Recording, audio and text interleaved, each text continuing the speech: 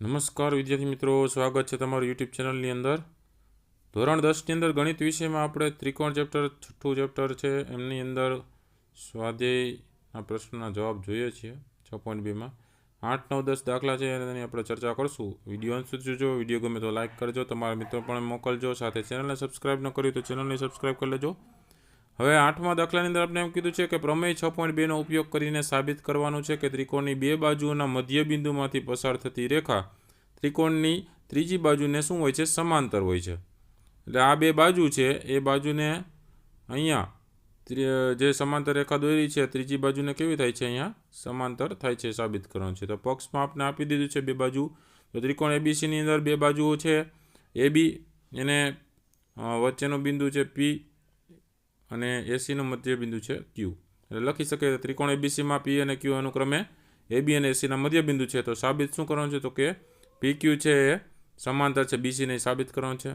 અને સાબિતી આપણે આપી છે કે અહીં પી એ એબીનું મધ્ય બિંદુ છે એટલે એપી બરાબર પીબી થશે. એપીના છેદમાં પીબી બરાબર 1 પણ લખી શકો, સમીકરણ નંબર 1. અને અહીં ક્યુ છે એસીનું મધ્ય બિંદુ છે એટલે એ ક્યુ બરાબર ક્યુસી થશે.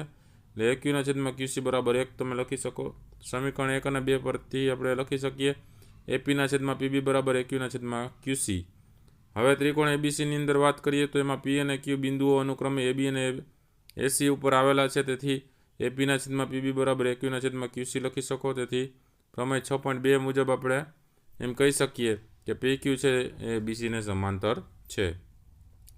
દાખલા નંબર 9ની વાત કરીએ તો સમલંબ ચતુષ્કોણ એબીસીડીમાં એબી છે એ ડીસીને સમાંતર છે અને તેના વિકર્ણો એકબીજાને બિંદુ ઓમાં છેદે છે. તો સાબિત કરવાનું છે એઓના છેદમાં બીઓ બરાબર સીઓના છેદમાં ડીઓ.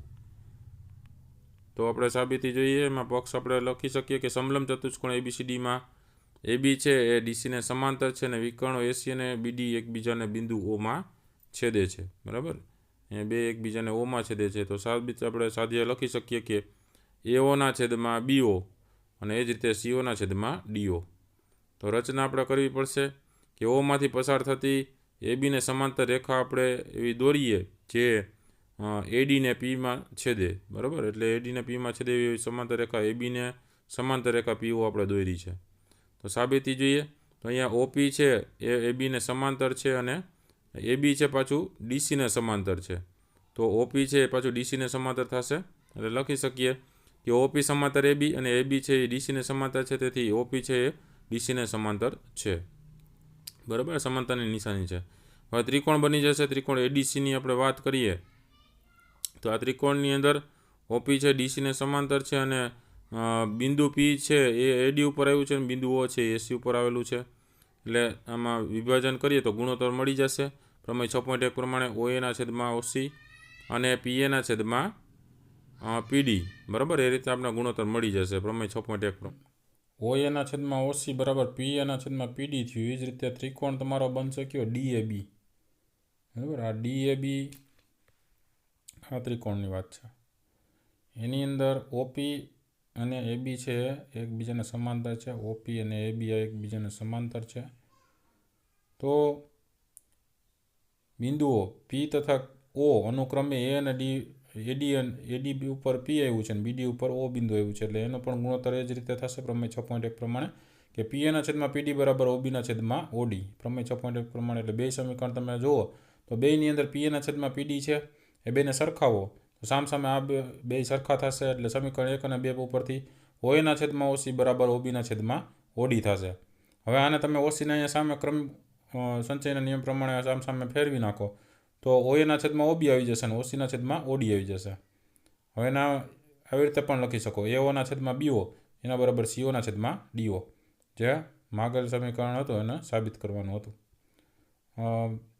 પ્રશ્ન નંબર 10 દાખલો 10માં જોઈએ તો ચતુષ્કોણ એબીસીડીના વિકર્ણો એકબીજાને બિંદુ ઓમાં છેદે છે અને તેથી એઓના છેદમાં બીઓ બરાબર સીઓના છેદમાં ડીઓ થાય છે. તો સાબિત એ કરવાનું છે કે એબીસીડી છે ને સમલંબ ચતુષ્કોણ છે. ઉલટું પૂછ્યું છે કે તમને ગુણોત્તર અહીંયા મેળવવાનો હતો ને અહીંયા ગુણોત્તર આપી દીધો છે અને એના વિકર્ણો ઓ બિંદુમાં છેદે ને તો એ ચતુષ્કોણ કયો છે? સમલંબ ચતુષ્કોણ છે એવું આપણે સાબિત કરવાનું છે. તો પહેલાં જોઈએ આપણે પક્ષની વાત કરીએ તો ચતુષ્કોણ આપણે આપી દીધો છે એબીસીડી. બરાબર, એના વિકર્ણો એકબીજાને કયા બિંદુમાં છેદે? તો કે ઓ બિંદુમાં છેદે.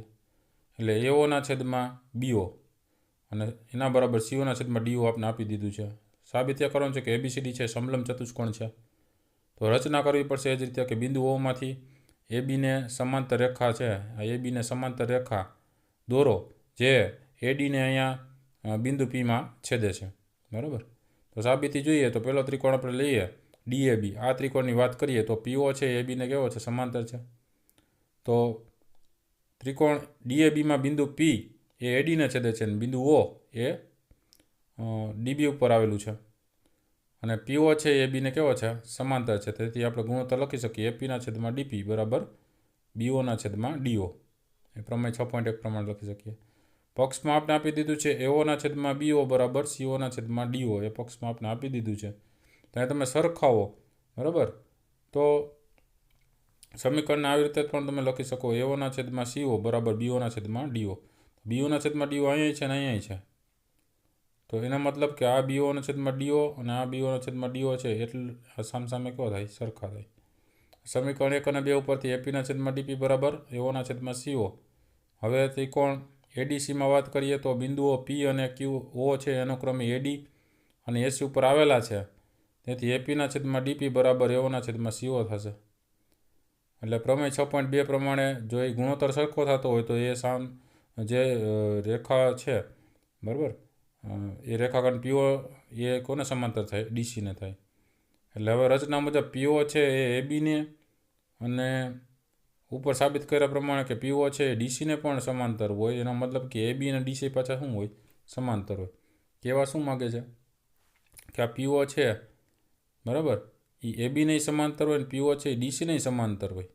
તો આ DC અને AB પણ કેવા થવાના? એકબીજાને સમાંતર થવાના છે અને એ એકબીજાને સમાંતર હોય. બરાબર. તો આપણે એવી રીતે લખી શકીએ કે ચતુષ્કોણ ABCDમાં AB છે એ સમાંતર DC છે એટલે એ ચતુષ્કોણ કેવો થશે? તો કે સમલંબ ચતુષ્કોણ થશે. કે સામસામેની એક જોડ છે સમલંબમાં સમાંતર થાય છે. આથી ચતુષ્કોણ ABCD સમલંબ ચતુષ્કોણ છે એ સાબિત થાય છે. તો આ અલગ અલગ દાખલાઓ. વિડીયો ગમ્યો હોય તો લાઇક કરજો અને તમારા મિત્રોને પણ વિડીયો શેર કરજો. ચેનલને સબસ્ક્રાઈબ ન કરી તો ચેનલને સબસ્ક્રાઈબ કરી લેજો. ફરી પાછા નવા વિડીયો સાથે મળીએ. ત્યાં સુધી ન જોયેલા વિડીયો જોતા રહેજો. જ્ઞાનમાં વધારો કરતા રહેજો. Thank you very much and take care.